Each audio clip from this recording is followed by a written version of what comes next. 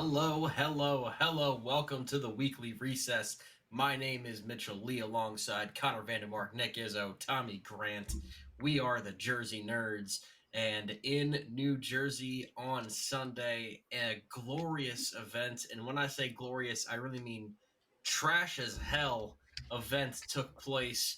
And that was the New York Jets taking on the New York Giants. And we'll just go ahead and get this out of the way for those of you who do not know. Connor and I, big time New York Jets fans. Nick, a New York Giants fan. For some reason, Tommy roots for the Miami Dolphins. Sure, why not? I Who have my cares? reasons Yeah, because I'll no, go I get but to because I get to sit back and watch fans of these two mediocre teams this season just completely hate their teams. I've never seen people hate their teams more after a game than Jets and Giants fans this week. well, given Between the you fact guys, that the Miami Dolphins have not won a playoff game since 2000, I don't really know if you should be doing much of the chatting here. So look, we'll we're come back to mediocre. you. We are average. We will come back to you and your win over the nice got a point there. the lowly Patriots. So Look, Jets and Giants. I give my trash talk knowing my team is average. We are not great, but we're not terrible. I But would I would I would not go as far as to call them average. I think you're but better than average. I think you're above average. but you I know think what? the Between Jets you are an guys and average team everybody at right work and now. everybody I've heard, just everybody has been bitching and moaning about how poorly the Jets and Giants played yesterday. Well, if you watch the game, Tommy, Oh, I chose you not would. to. Actually, I wasn't even able to watch it. Okay, well Good for your eyeballs. let's just go ahead and dive into things. The Jets with an overtime win, 13-10 over the New York Giants. Where do we want to begin? We can talk about the MetLife Where turf, do you even just begin with this? taking bodies. The Jets As it down to always does. their fourth string center, um, and just multiple offensive linemen down. Tyrod Taylor going to the hospital for a rib injury. Last time he had a rib injury, he was stabbed by a team doctor of the Los Angeles Chargers, and it forgot gave about way that. to Justin Herbert's career. Yep. So this Sorry one, about I that. think, a little bit less. He was injured during the game, but that gave way to Tommy DeVito coming in for the Giants and their depleted offensive line. So neither team offensively could really do too much. The Jets, their first drive of the second half, defensively with just some of the dumbest penalties you will ever see a team commit, gifting the Giants like 40 yards on the drive. And I see Yep. Nick smiling, thinking about the good times. Tommy DeVito Yep. handing the ball off to Saquon Barkley, and then handing the ball off to That's the Saquon only, Barkley. literally, And that is the only reason that kept them in the game were those penalties. but I am so aware that they literally would not be there if it were not for those penalties. So that's why I smile. Graham Gano misses a kick. Missed Yep. two kicks, but missed a I have to say cheap this. shot or a Here's yes. the highlight. Mhm. 4 third down conversions out of 34 for both teams. You is want that to know good? what the main highlight of this game is? Sure thing, Carl from Aqua Team Hunger Force.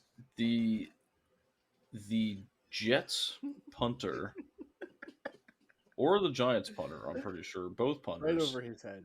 They had no, I know what you're talking about. Both punters had more punts than the points that were scored in the freaking game. That's great too. I didn't see that one. That That's is great. absolutely pathetic display of football. I mean, it was pee-wee football out there.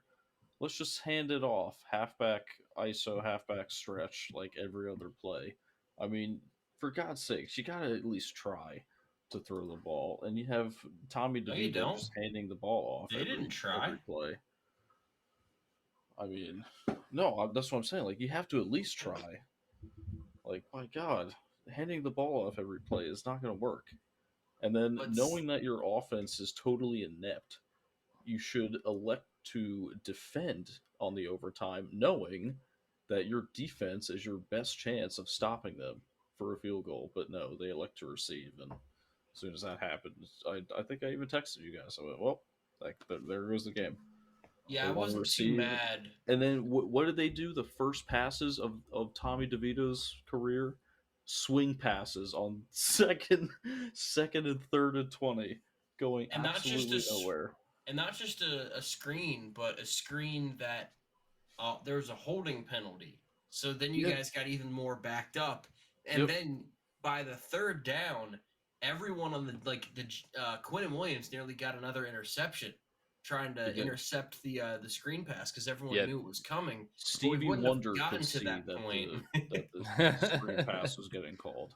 We I wouldn't mean, have gotten like, to that point if it wasn't for the Jesus. magic of young Zach Wilson making things happen in the fourth quarter, Oh, getting yeah. the ball to The Garrett magic. Wilson, then getting the ball to Alan Lazard, the spike with 1 second left, and the Jets special teams making things happen. Greg Zerline making 2 big field goals. Connor, how you feeling after this one, buddy?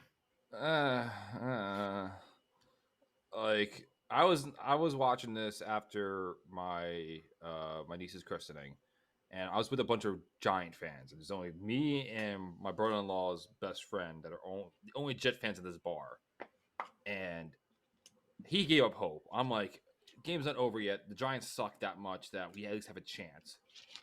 But still, like to me, I know the weather was bad, the turf was not great, but like, no offense to your Giants, but like, I see them as a lower team than us, especially how their season's been going this year. I know the defense definitely has turned it around, Oh, like- they definitely are. but It like was- they are it a was the lesser Giants' than game to team, lose. and like the fact that it came down to the wire like this, I'm like, oh, like I understand, like no, I know the Jets coach Salah was like he mentioned that you don't care how the game is won, it's still a win, which I agree with. But at the same time, like that was ugly. Like just put a paper bag on that and just forget about it. I mean, if you want to talk about gift wrapping W's to teams, I mean the Giants put a bow on it. They shipped it overnight delivery for you. I mean, like anything that they could have done to just be like, you know what, you can have it. Amazon Prime, right on there. Right. Like, I mean, like, it's just, oh my God. I'm not Awful. going to spend too much time talking about the Giants for the simple reason of I think their season effectively ended. Yes. I mean, they traded away Leonard Williams today. We're recording this on a Monday, so they traded Leonard Williams in a trade that I think was really good for the Giants. It was actually, yeah. 2-5. And the good things I will say about the Giants in that game was Kayvon Thibodeau and Dexter Lawrence were complete game wreckers. Yes. They were just they lived in the backfield of That was a one good part. it was a part that very nearly won the game on its own for the New York Giants. That's how good it was. However, Definitely should have. the Jets defense, apart from that one drive where it was just incredibly undisciplined, they didn't have to play defense too much. They only had to defend the run, and I think they did fine. Yeah. Bend don't break type deal. The biggest thing for me is there needs to be someone else. I know Devontae Adams was just furious leaving the field on Monday Night Football because Jimmy Garoppolo played horribly and he only got 1 pass. And I know that that's very unlikely that the Jets make a deal for Devontae Adams tomorrow. But they need to get somebody in there because if Garrett Wilson isn't open or if Garrett Wilson is getting double teamed or whatever the deal is, or if Garrett Wilson's off the field, heaven forbid, no one is getting open for this team. And Zach Wilson can't hang on to the ball forever because this offensive line is going to get him killed because everyone is getting hurt on either that MetLife turf or out in Denver. There are so many people getting injured. They can't run the ball because the offensive line is just constantly rotating because no one's staying healthy.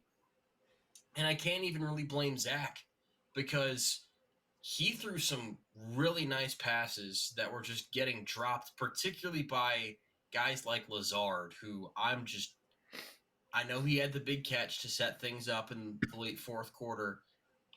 I didn't really like the signing much going into the season. I wasn't a fan of his in Green Bay, and he hasn't done much to really prove me wrong so far. They really needed Corey Davis to stick around, and that didn't happen. They need someone else because Garrett Wilson cannot do it all himself, despite the fact that he had another tremendous game. I think it's kind of funny that you bring it up too, like because Aaron Rodgers brought like quote unquote his weapons in from Green Bay, and then it's still the same Bring problem. in Devontae.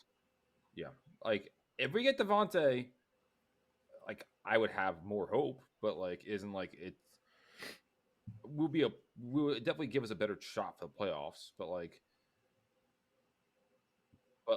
overall, I don't think that it is the I Zach Wilson is our anchor, and we have to drag him no matter what. So we'll see what happens. I, with the way that Zach Wilson has played so far this season, there are so many games. Eagles, Giants, quite possibly even Broncos as well, where Zach Wilson of last year loses that game. And if Zach Wilson of last year was our quarterback, we'd be out of things already.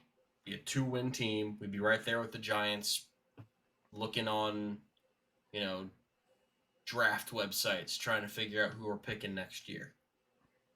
And Zach Wilson taking care of the football, playing better.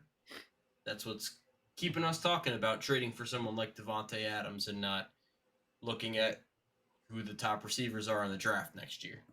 That's very true. All right, can we agree to never speak of this game again? Agrees. Yep. All right. Wiped off And the all memory its card. garbage. Yep, wipe it off the hard drive, and we'll go to the Dolphins. Even though I don't think that there's too much to say about 31-17 against the Patriots. This was a game where both teams just kind of looked the way that you thought they would look. I'm glad that the Dolphins really got Jalen Waddle going in this one because it seemed for a while that it was the Tyreek Hill show and Waddle was either injured or kind of a second thought in this offense. And I'm glad that they utilized him more in this game. I still think they're missing Devon Achane because their run game isn't as dynamic as it's been in games past. However, I don't think you can understate how important getting Jalen Ramsey is for this defense. He came in and made an immediate impact with an interception, and he gives a kind of weak secondary a superstar and someone you got a game plan around. No, it definitely helps them out because their defense is something that has been lacking in at least the beginning of the season, and it's good to at least buffer that up because they have a real chance at being true contenders. Like they're currently tied for number one in the AFC, and that's a huge thing to earn because you get that first week bye, and you have to dealing with a team currently which see the teams in the wild card right now, which is the Browns, who are still looking formidable, and you have the Jets, the Bengals sitting around there, and the Steelers, which are all teams I honestly would not really want to deal with because of the fact they just play grinded out football. They're teams that don't really they scare coaches more than fan bases because they want to play down in the mud. Yeah, and Miami's a team where like, do you really want to be dragged down with them? And so I'd rather see Miami try to win a shootout, and like getting that first round bye is very valuable, and they have a real good position to do that. So why not sell and go get that for themselves, or get that for themselves? Pardon me about that. You kind of brought up my next point With the Chiefs losing to Denver, the AFC, at least it feels a little bit more up for grabs as far as who can get the 1 seed. I still expect it to be Kansas City, and I admit that part of that is just because they've been doing it so frequently that it's like the Patriots back in the day where it feels kind of dumb to not bet on them or expect that they'll get things figured out. But you got the Dolphins, Ravens, Jaguars, and Chiefs all at 6-2. Which one of these teams interests you the most moving forward? I'll start with you, Nick.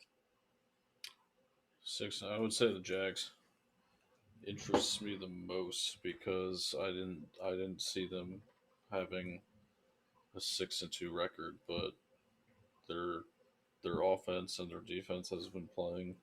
Um, I wouldn't say obviously like the best, but they've been pretty consistent in their play recently. That they have Travis Etienne going. They got Ingram from the Giants, who appears to have found his new home over there in Jacksonville. Um, Trevor Lawrence looks pretty good. So yeah, I think out of all those teams, because the other ones you kind of expect them to kind of be up there. Well, for some of them, but for Jacksonville, I didn't think they would be where they are. I thought Jacksonville could be just because I didn't like their division coming into this year. I thought their division was definitely the weakest, but they're interesting to me because I don't think they've played as well as they can play. I don't think Trevor Lawrence has played at an elite level this season. I don't think they've gotten consistent play out of either Kirk or Ridley this year. And apart from Josh Allen, they can't really get pressure on the quarterback.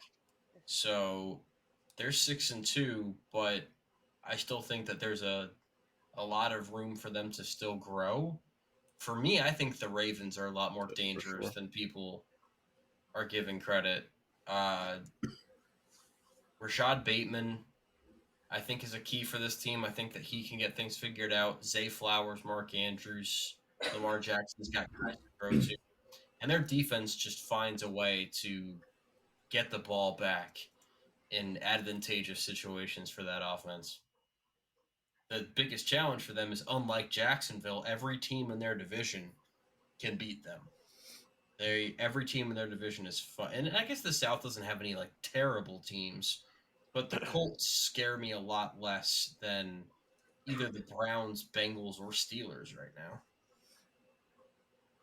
The AFC North reminds you that what's the word I'm looking for? That turn of phrase where it's like crabs dragging themselves into the bucket. Like every time a crab tries to leave the bucket, another crab pulls it down, and it's always the same way. And that's how I see the I AFC North. do not know what you are referring to. Anyone else on the turn of That's phrase? a new one for me. No, Crabs No? in a bucket? I don't. Yeah, No. crabs in a bucket. They always pull them down. Bucket It's full an of actual got thing. me, got me on that one. But like it is a. I completely agree with you there. Like the Kansas City, the Chiefs upset was definitely a surprise. But once you find out, like, oh, Mahomes is playing with the flu during this game, like, all right, kind of get that. Um, but like, it is. I like Jags defense. I think they've been playing fine. Jags defense is what's been surprising me this year. And if their offense finds another level, I think they can be really dangerous. Like, The Chiefs kind of had the same thing that the Ravens did. I can't remember which game it was, where it's just Mahomes. I mean, say with the flu or not, he was putting the football exactly where it needed to go, and you had guys like Sky Moore just dropping it. yeah, And like there needs to be someone not named Travis Kelsey that can make a play. yeah, definitely. It could have been Kadarius Tony, but look where that's gone. How did I know that was going to come up? Ah, that was a Niners good one. Bengals was also an interesting one for me Very because we've had the talk about the Bengals and how slow they started off, and they seem to do this every single year, and every year it's like, we got you. You thought we were gonna suck this year, didn't you? You thought Burrow was gonna have a bad year, and then Burrow comes around and has one of his best games maybe ever, I would say. I would really put it up there with one of his better games on the road against San Francisco. 28 of 32, 283 yards, 3 touchdowns, no interceptions against this 49ers defense on the road. So I'll say, is your bigger takeaway the Bengals are back or something's wrong with San Francisco? Ooh, that's a Because good I'm question. leaning I more think it's Cincinnati. I think it's definitely both, but I would also agree with you that I think it's Cincinnati that their offense just seems to be flowing a lot more. Like, obviously Jamar Chase is going to get his targets, but they got T Higgins more involved. They decided to use some run plays. Um, again, and involve Joe Mixon, He was who's running it well. who's always been pretty consistent in terms of performance. So, yeah, I would agree with you. I think I definitely take away the Bengals, from that game. But yeah, something something's definitely not going well in San Francisco right now. They got more than 2 losses in a row now. It's not looking as much of a cakewalk as it did before. They're looking vulnerable, and I'm pulling up stuff right now with it. Like I think the Bengals have a really good match. Like 49ers, they're great.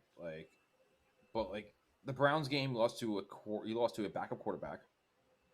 The Vikings game, you lost to the Vikings who did not have uh, Jefferson in that game.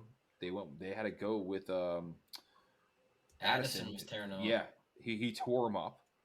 And then you have a Bengals team that you're who slowly have been getting heated up, and they got torched by them too. We have some really interesting games coming up, and I'm looking at the schedules now where it's they're both on bye this upcoming week, but when they both come off a bye, 49ers versus Jaguars. It's a really good, interesting game for them. It'd be at Jacksonville, and then for Cincinnati, they have the Bills this week, uh, on Sunday Night Football, which will also be a really good game where it's like a good measuring stick for the Bengals. Like, okay, if we beat the Bills here, we're looking pretty good. I have faith that the Niners are going to figure things out, but I also probably should have expressed more faith with the Bengals as well. It's just that the AFC so crowded that it's tough to take the first few games of the year and take a step back the way that they did and then recover from it. Whereas Mhm. San Francisco and the NFC, you can kind of afford to do that. Now they're in the fight for the top of the NFC West. They've lost that to Seattle. I think they'll get it back, but Seattle's risen to the occasion. They've gotten Jackson Smith and Jigba more involved, and their defense hits hard. They make plays, and you can't really count them out for winning that division necessarily either. No, you definitely can't. Yeah, Now, yeah. Seattle's the defense has been good all year. one of the big things that happened this week was Kirk Cousins playing some of the best football of his career right now with the Minnesota Vikings, particularly in the month of October. Finally got that big win in prime time against the Niners on Monday, and then tears his Achilles against the Green Bay Packers. The Vikings rather were in the thick of the NFC wildcard race and could have even been seen as a team competing with Detroit for the NFC North title. However, now that seems to bump them out of that race. Maybe still in the wild card, depending on what they do at quarterback. But right now, it's rookie Jaron Hall out of BYU, who I did like coming out, but as more of a developmental fourth, fifth round type guy. Let's wait and see if we can accentuate what this guy does well and kind of smooth out his edges.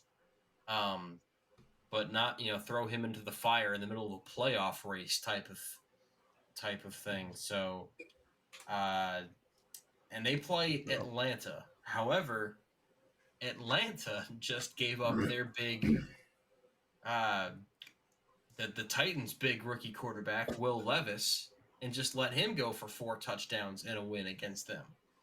So Atlanta's had some trouble with quarterbacks making their first starts against them. Well, I guess not Bryce Young, but not as of late.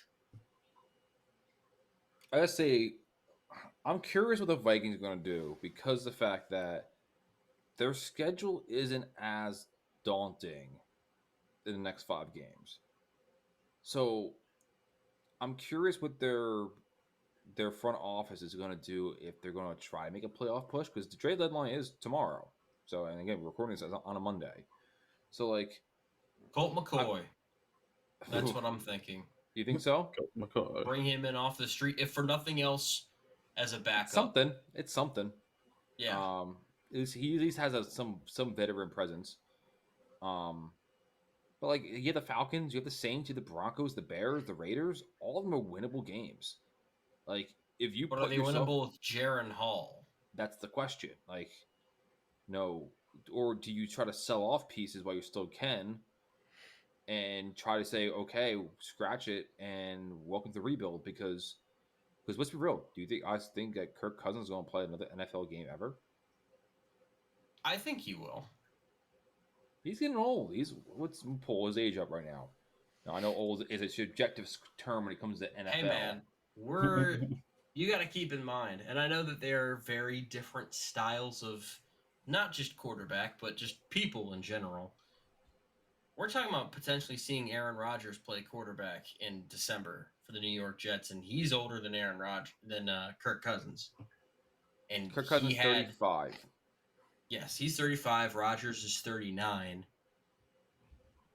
So, I mean, I definitely think we'll see him again. Just not this season, of course.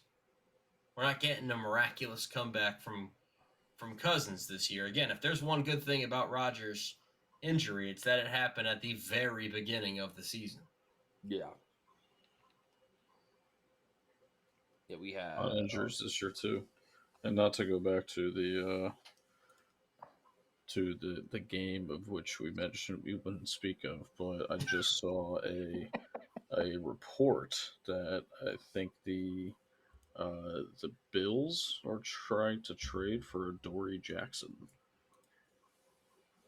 So good for them because they used their first round pick on Kyler Elam last year, and he was a healthy scratch in their game against the Buccaneers, which underrated move. The Chiefs traded in front of the Bills in the 2022 draft to get Trent McDuffie, who's been one of the top corners of the last few years since he came into the league.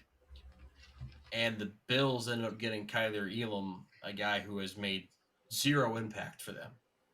So that's a huge move in the balance of power in the AFC East.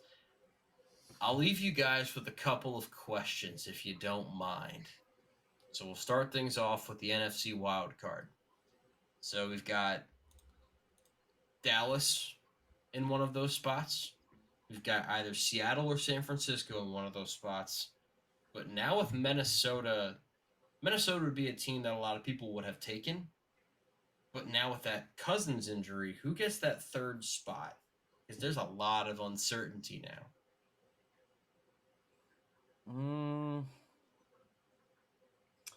third spot.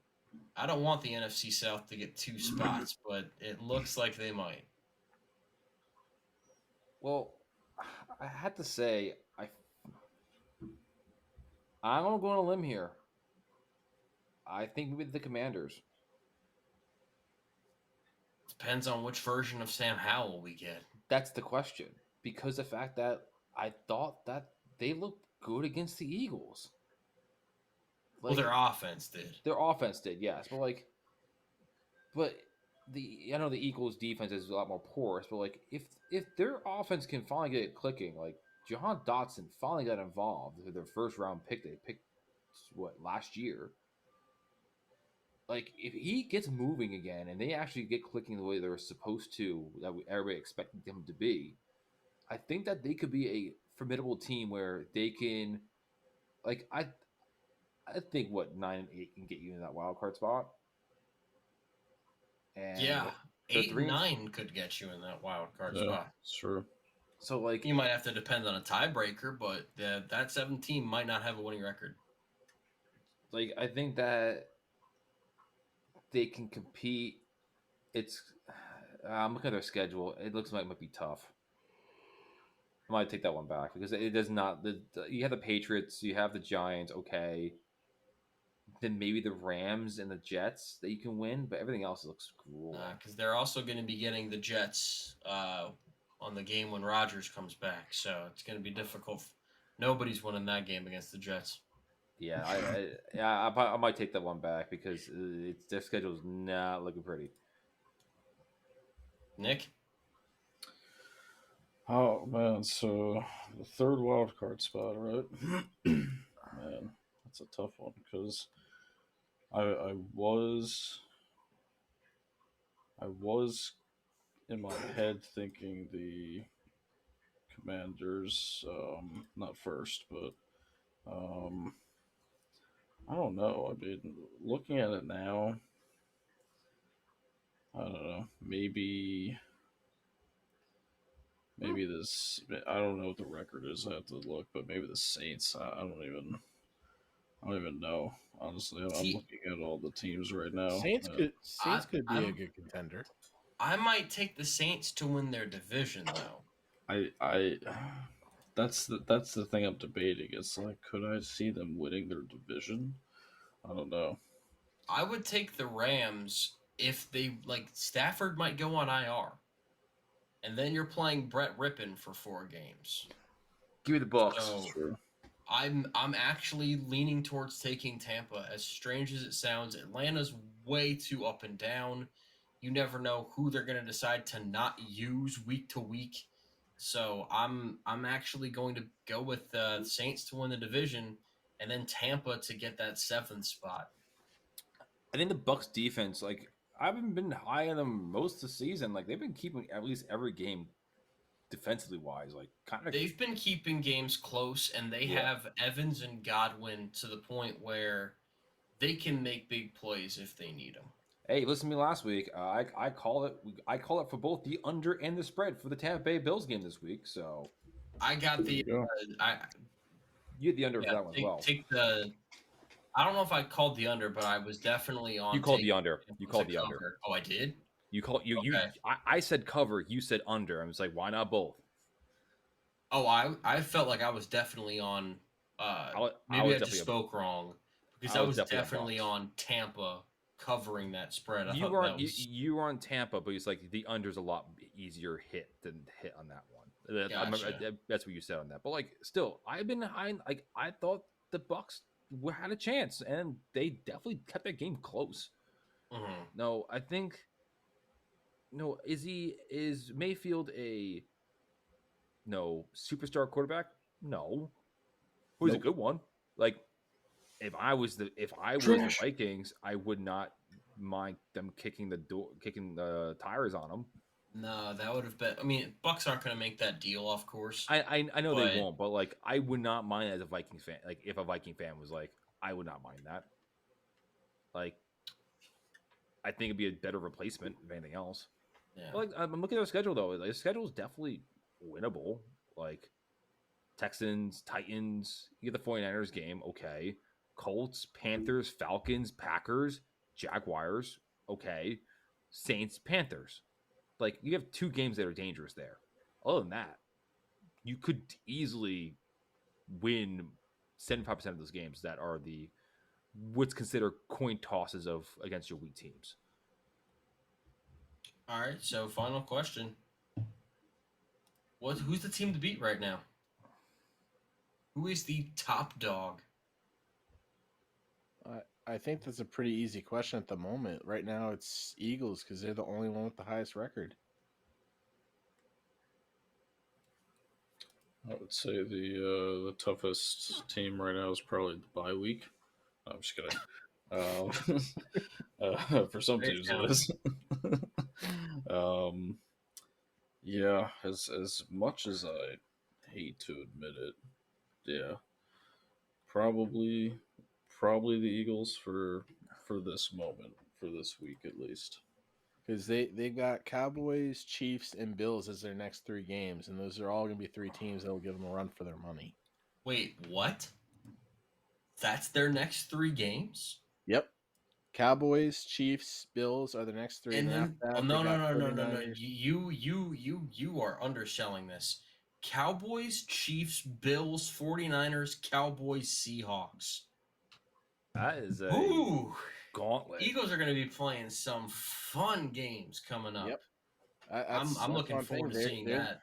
They're the team to beat. So everybody's gonna be watching to see if anybody takes that mantle, and especially Chiefs because they're still holding that 6-2 record. So I don't know. I would say the big one that I'm looking forward to seeing them play is the Cowboys because you got to take care of your own division.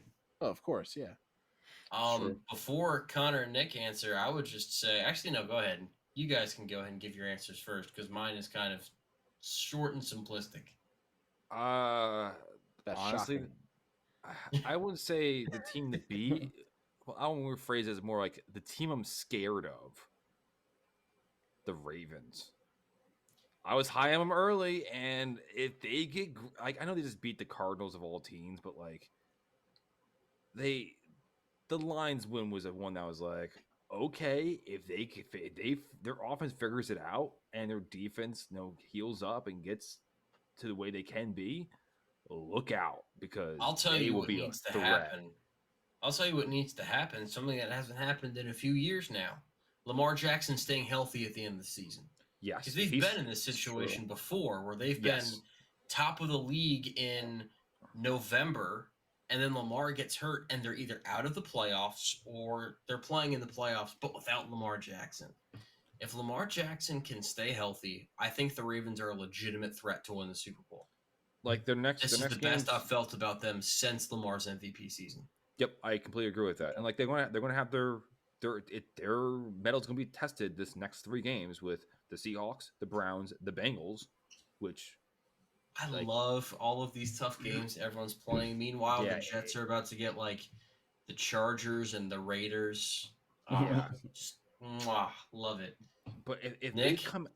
they come at 2-1 in that situation though, like I think they'll be looking pretty good. Go ahead, Nick. Yeah. Well, we're still doing toughest to beat, right? Well, I said top dog. Oh yeah, I agreed with Tommy. I think it's the Eagles at the moment.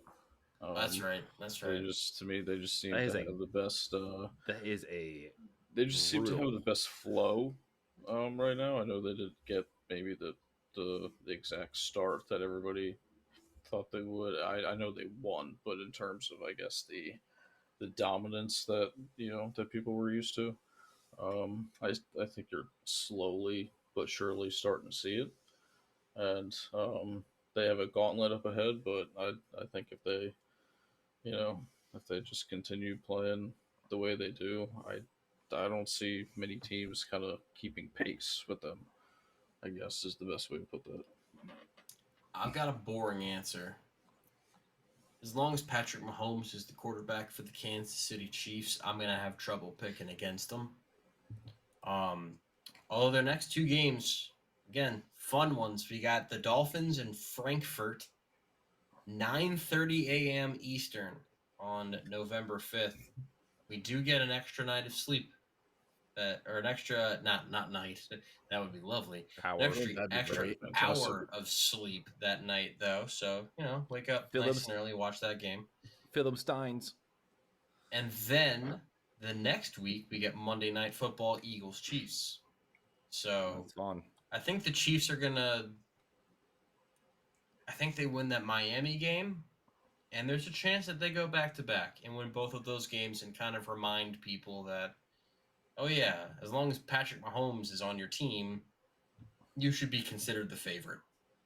Yeah. So, as much as I would love to see my Dolphins make it out of that game, I definitely am giving Chiefs the favor on that one.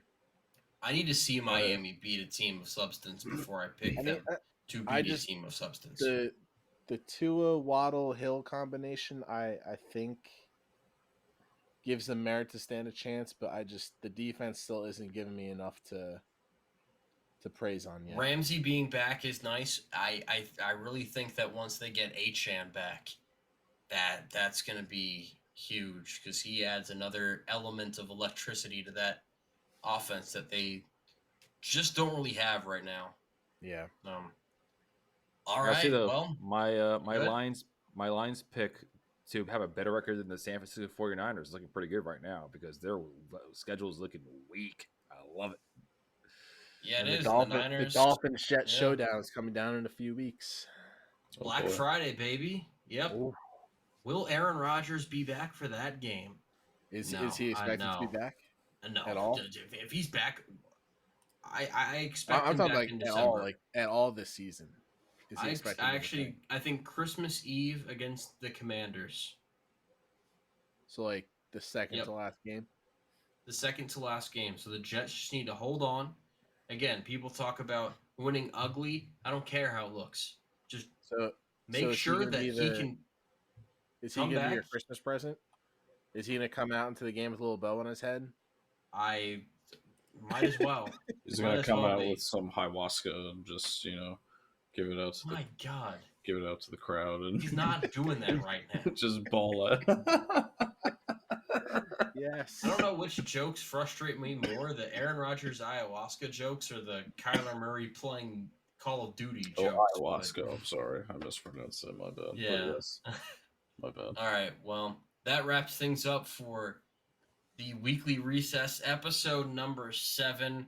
Guys, we've got NBA going on, NHL, the World Series taking place, NFL, college football, all that stuff. So enjoy your sport of choice and have fun with it.